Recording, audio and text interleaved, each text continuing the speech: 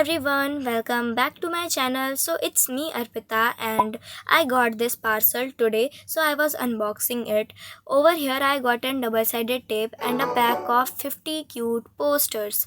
And यहाँ पे जो मुझे अच्छे लगे वो सारे मैंने posters आपको यहाँ पे दिखाए थे. So I loved those.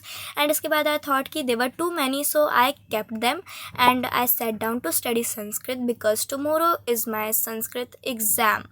And हाँ, मैंने ग्रामर पोर्शन से स्टार्ट किया था पढ़ना बिकॉज आई थिंक कि ग्रामर मुझे ज़्यादा हार्ड लगती है ऑफ संस्कृत.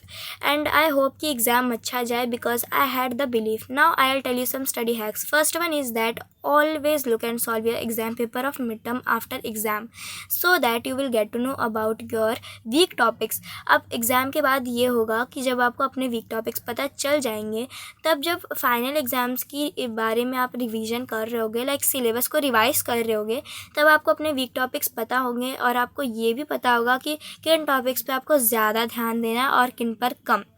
स्ट्रॉन्ग टॉपिक्स पे कम ध्यान देना होगा और वीक टॉपिक्स पे ज़्यादा. So this is what it means and I can make you sure कि ये काम करता है. I have did that. Now the second hack is that always try to explain the hard topics to yourself like a teacher even though you have no one in front. Yes, believe me when I say, because it works like magic. मैंने खुद भी try किया है and now here I was studying the Sanskrit while being bored and hence I got up and went for a walk. तो यहाँ पे जो third study hack है इट इज़ दैट कि I take a break while studying for about 60 minutes. I get a break of 15 minutes. I also get distracted while studying and hence I set timer. अब जब आप timer set करोगे ना तब आपके पास एक time pressure होगा पढ़ने का. इसके बाद all that I was revising in the grammar portion of Sanskrit वो कंप्लीट हो चुका था. So I opened my to do list diary and I ticked out all the things that I was studying during that period of time, and then I started studying the literature portion of my Sanskrit book and I had only 6 chapters to revise over there. So I started revising. So I'll tell you a update over here.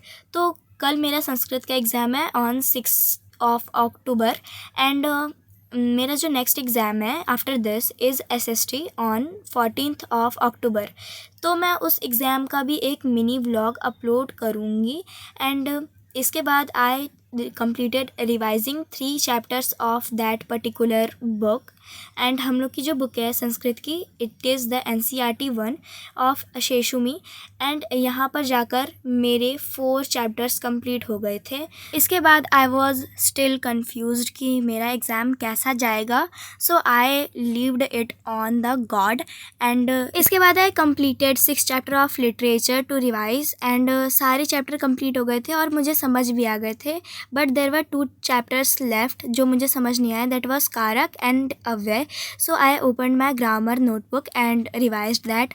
इसके बाद I went to sleep because मेरा dinner हो गया था. So thanks for watching. That's for today. Bye bye.